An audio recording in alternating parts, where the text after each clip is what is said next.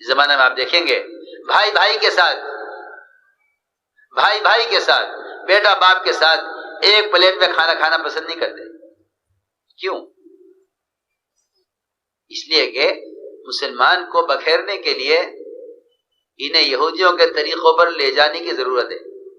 باطل اس کوشش میں ہے کہ انہیں بکھیرنے کے لیے سب سے پہلے ان کے وہ طریقے بدلو جو طریقے آپس کی محبت پیدا کرتے ہیں. صحابی نے شکایت کی حضور اکرم صلی اللہ علیہ وسلم سے، عرض کیا کہ یا رسول اللہ کھانا کھاتے ہیں پیٹ نہیں بھرتا.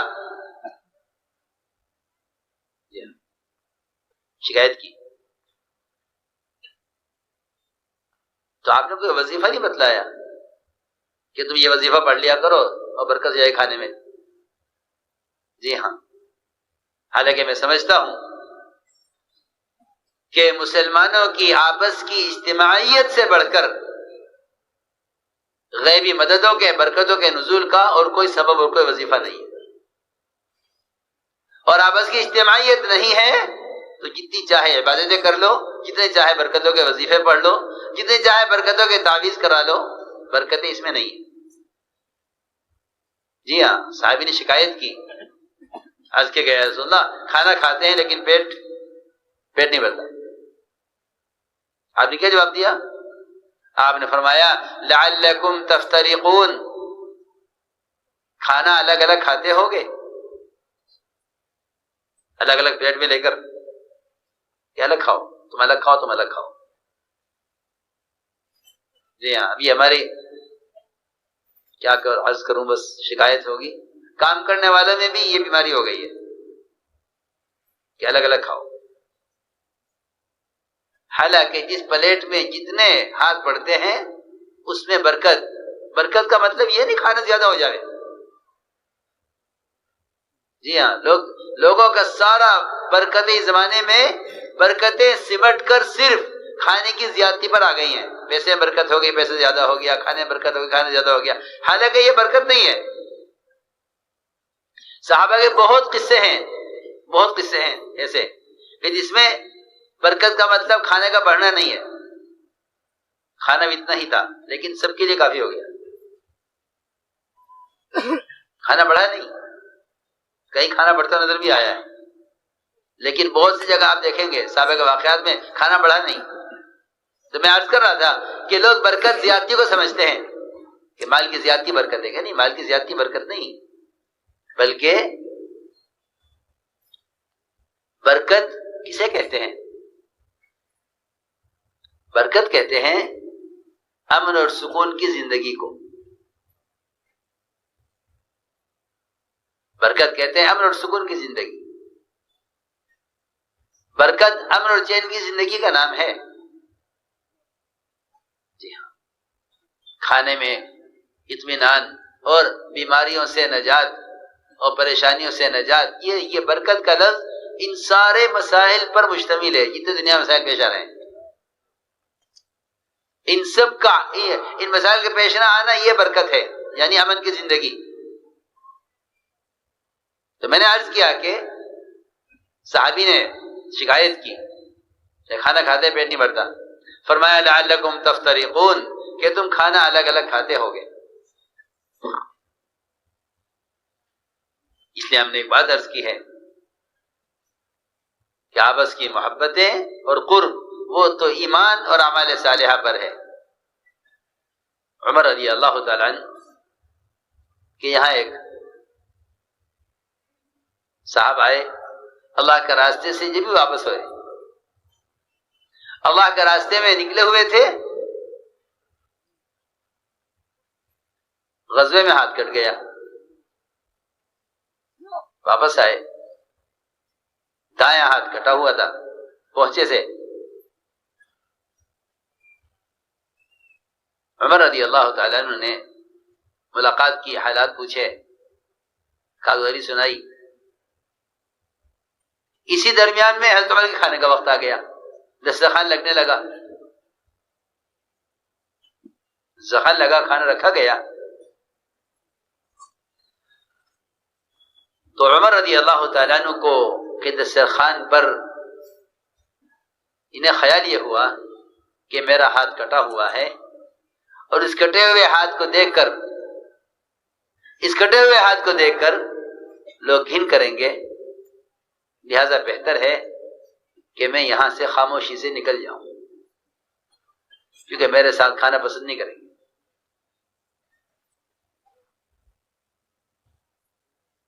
عمر رضی اللہ تعالیٰ عنہ نے سمجھ لیا کہ یہ آدمی جو ہٹ رہا ہے یہاں سے، یہ اس لیے جا رہا ہے کہ میرے کٹے ہوئے ہاتھ کی وجہ سے میرے ساتھ کھانا کھانا پسند نہیں کریں گے۔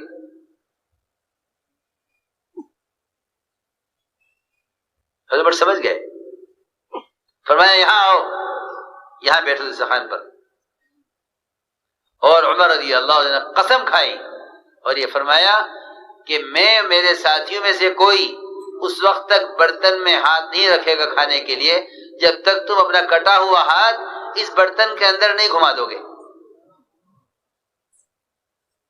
ایک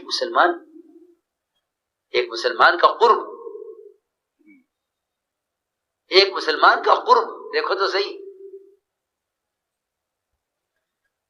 جی ہاں، وہ تو ہم بات ہے، ایک مسلمان کا قرب کہ میں اس کی اتنا قریب ہوں، یہ گھبرا رہا ہے میرے ساتھ کھانا کھانے سے کہ میرے کٹے ہوئے ہاتھ سے لوگ گھن کریں گے، مجھے دسترخوان پر نہیں بیٹھنا چاہیے۔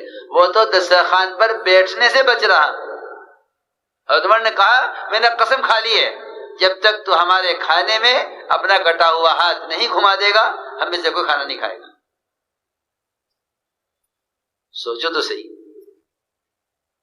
ایک مسلمان کا قرب حاصل کرنے کے لیے اور ایک مسلمان سے اپنی محبت کو ظاہر کرنے کے لیے،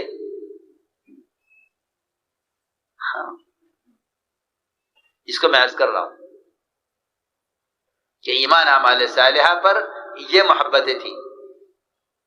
چنانچہ حضرت عمر کا حکم تھا، وہاں امیر کے حکم کے علاوہ کوئی راستہ ہی نہیں تھا۔ اس نے اپنا کٹا ہوا ہاتھ کھانے میں گھمایا،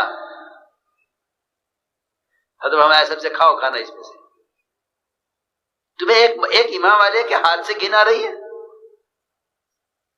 سنو، حضرت عمر نے فرمایا کہ تم اس کے ہاتھ سے گھن کر رہے ہو، حالانکہ اس کا جو ہاتھ کٹا ہے اللہ کے راستے میں، اس کا یہ کٹا ہوا ہاتھ جو ہاتھ کٹ کے الگ ہوا ہے وہ جنت میں داخل ہو چکا ہے۔ جس کا ہاتھ اللہ جنت میں داخل کر چکے ہوں اس کا باقی جسم جنت میں نہیں جائے گا؟ کہ اللہ نے تو اس کے لیے جنت کو واجب کیا ہوا اور تم اس کے کٹے ہوئے ہاتھ کی وجہ سے اس کے ساتھ کھانے میں شریک نہیں ہو رہے۔ جی ہاں، یہ قرب، ایک مومن کے ساتھ ایسی محبت، ایک مومن کا اتنا قرب۔ ورنہ یہ بات میری یاد رکھنا سب کہ ایک مومن کو حقیر سمجھنا، ایک مومن کو حقیر سمجھنا، ایک مومن کو صرف حقیر سمجھنا اسلام سے مرتد ہونے کا سبب ہے۔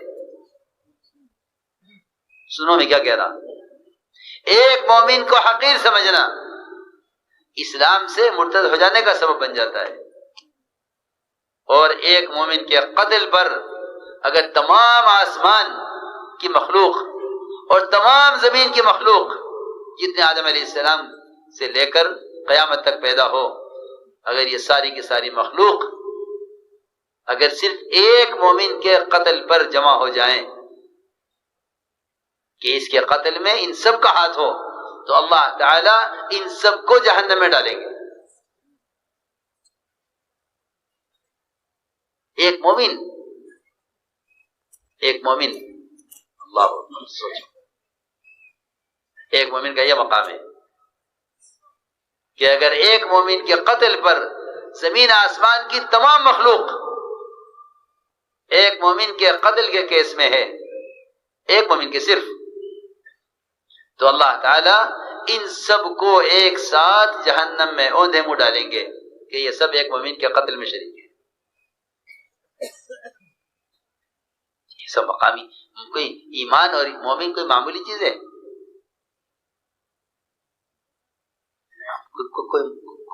یہ کوئی معمولی چیز ہے؟ لیکن وہی بات ہے کہ نہ ایمان کی تحقیق ہے اور نہ مومن کی خبر ہے کہ ایمان کسے کہتے ہیں، مومن کسے کہتے ہیں۔ میں نے ایک بات عرض کی ہے کہ کسی مومن کو حقیر سمجھنا یہ اسلام تک سے محروم کر دیتا ہے۔ حضور اکرم صلی اللہ علیہ وسلم نے جو امت بنائی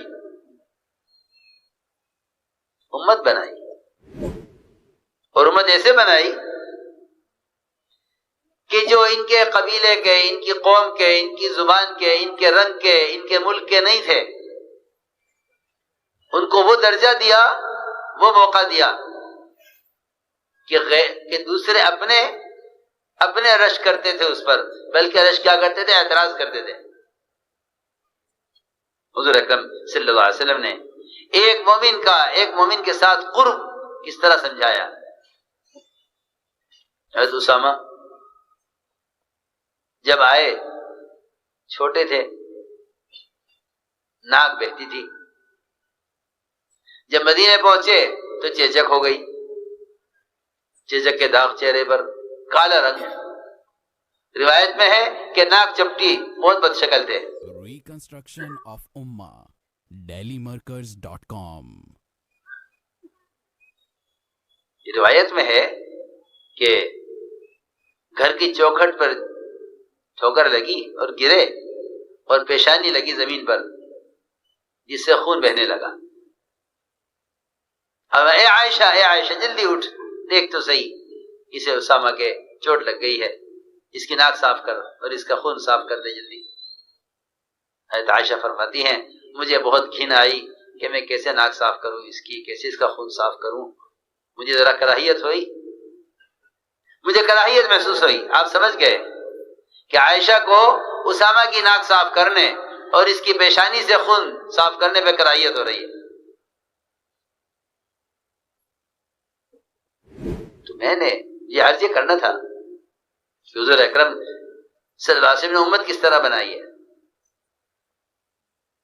حضرت عائشہ فرماتی ہے مجھے کراہیت ہوئی، آپ صلی اللہ علیہ وسلم خود اٹھے، آپ نے اپنے گھر والوں کے دل سے ایک اجنبی آدمی کی کراہیت کو ختم کرنے کے لیے اور ایک اجنبی آدمی کی محبت پیدا کرنے کے لیے حضور اکرم صلی اللہ علیہ وسلم نے اپنے ہونٹوں سے، اپنے منہ سے ان کے زخم سے خون کو چوسا، ان کے زخم سے خون کو چوسا۔ آپ ان کا زخم اپنے مبارک ہونٹوں سے ان کے زخم کے خون کو چوستے تھے اور باہر کلی کرتے تھے، یہاں تک کہ ان کا زخم آپ نے کسی رومال، کسی کپڑے سے نہیں، اپنے ہونٹوں سے ان کے زخم کو صاف کیا، اللہ بتانے کے لیے کہ مسلمان کا کیا مقام ہے، یہ بتانے کے لیے کہ مسلمان کا کیا مقام ہے۔ اجنبی ہے، دوسرے قبیلے کا ہے، دوسری قوم کا ہے، دوسرے رنگ زبان کا ہے،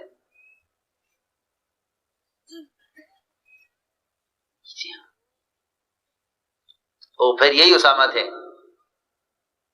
پھر یہی اسامہ ہیں کہ آپ نے ان کو جماعت کا ذمہ دار بھی بنا کر دکھلایا کہ دیکھو ہمارے یہاں باہر کے آدمی کی یہ حیثیت ہے۔ اور اس سے بڑھ کر میدان عرفات میں چلنے کا وقت ہو گیا، سارے کبار صحابہ آپ کے ساتھ، تاخیر ہوتی گئی نکلنے میں، وہ ہر ایک پوچھتا تھا کیوں دیر ہو رہی ہے، کہ آپ کیوں نہیں تشریف لے جا رہے ہیں، آپ کیوں نہیں چلتے، اور سارے صحابہ آپ کے انتظار میں کہ آپ چلیں گے، صحابہ چلیں گے۔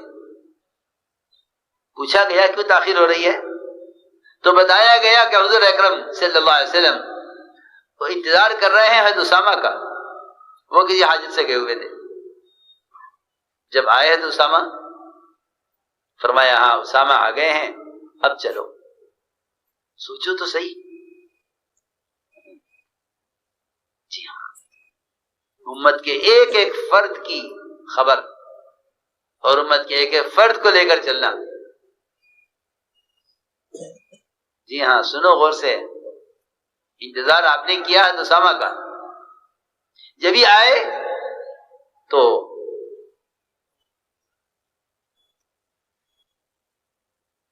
اہل یمن نے کہا کہ اس کے انتظار میں ہمیں روکا گیا، اس کی کیا حیثیت ہے، کوئی حیثیت والا آدمی ہوتا تو ٹھیک تھا. اب یہ ذرا ان کی کیا حیثیت ہے کہ ہمیں سب کو روکا گیا ان کی وجہ سے، تو ان کا کیوں انتظار کیا گیا؟ سب سے پہلے جو ارتداد آیا ابو بکر صدیق کے زمانے میں، اس میں سب سے پہلے مرتد ہونے والے اہل یمن. پوچھا گیا کہ اہل یمن کیوں مرتد ہو گئے تھے ابو بکر صدیق کی خلافت کے زمانے میں؟ تو جواب یہ ملا، روایت میں ایسا میں نے جمع کیا ہے، ذکر کیا ہے اس کا. تو جواب یہ ملا کہ صرف اہل یمن کے اسلام سے مرتد ہونے اور اسلام سے پھرنے کا جو سبب بنا ہے وہ صرف حضرت اسامہ کے انتظار کو حقیر سمجھنا تھا. میں ساری بات اس پر سمجھا رہا تھا کہ یہ آپس کی جو محبتیں ہیں جس سے انسان بن کر جیے دنیا میں، یہ جب ہو سکتا تھا کہ جب ایمان اور اعمال صالحہ. ساری بات سمجھانے کی عرض کی کہ حضور اکرم صلی اللہ علیہ وسلم نے اپنے صحابہ کا یقین اس سے ہٹایا تھا کہ نہیں، کائنات کی شکلوں کا، تغیرات کا کائنات سے کوئی تعلق نہیں. اس پر صحابی نے عرض کیا تھا کہ ہاں ایک اونٹ کو خارش ہوئی تھی سب کو ہو گئی. فرمایا نہیں، ہر چیز اللہ کی طرف سے براہ راست آتی ہے ہر ایک کے لیے. نظام کائنات کا کائنات سے کوئی تعلق نہیں ہے. سائنس یہ پڑھاتا ہے کہ نظام کائنات سے چل رہا ہے. اس لیے آپ دیکھیں گے ان کالجوں میں پڑھایا جاتا ہے کہ زلزلے کیوں آتے ہیں، حالانکہ زلزلے کا تعلق وہ زمین کی شکل سے نہیں ہے، زلزلے کا تعلق مسلمان کے زنا کے عمل سے ہے. کیونکہ فرمایا جعلت لی الارض مسجدا وطہورا، کہ مسجد کی زمین تو اللہ نے سجدگاہ بنائی ہے. آپ نے فرمایا یہ میری امت کی خاصیت ہے کہ میری امت کے لیے پوری زمین سجدگاہ بنا دی گئی. پہلی امتوں کی عبادتیں ان کے عبادت خانے میں ہوا کرتی تھی. اس امت کی خاصیت یہ ہے کہ اللہ نے اس پوری زمین کو مسلمان کے لیے پاک بنا دیا اور سجدگاہ بنا دیا. جعلت لی الارض مسجدا وطہورا. تو جب وہ زمین جس کو اللہ کو سجدہ کرنے کے لیے بنایا گیا ہے، جب اس زمین پر زنا ہوتا ہے تو زمین کانپ اٹھتی ہے. زمین کانپ اٹھتی ہے، یہ میرے سینے پر کیا ہو رہا ہے؟ میں اس کے لیے بنائی گئی تھی، میں اس کے لیے بنائی گئی تھی، یہ میرے سینے پر کیا ہو رہا ہے؟ بتاؤ، کسی سائنس کے اسکول میں پڑھایا جاتا ہو، اگر یہ پڑھایا جاتا تو معاشرہ کتنا سدھرتا اس سے. کہ کالج میں پڑھایا جاوے کہ زنا اس لیے آتا ہے کہ زنا کی وجہ سے زلزلے آتے ہیں، زلزلہ اس لیے آتا ہے کہ زنا ہو رہا ہے. میں نے عرض کیا کہ کائنات کے تغیرات کا کائنات سے کوئی تعلق نہیں ہے. کائنات کے تغیرات کا تعلق براہ راست خالق کائنات سے ہے، اور اس کا کوئی حکم، اس کا کوئی فیصلہ بندے کے لیے شر کا نہیں ہوتا. وہ خیر کے فیصلے کرتا ہے بندے کے لیے، بشرطے کہ بندہ اس کو خیر کے، اس کو نیک اعمال پیش کرے. اس لیے میرے دوستو عزیزو، سب سے پہلے انبیاء علیہ السلام نے آ کر کلمہ لا الہ الا اللہ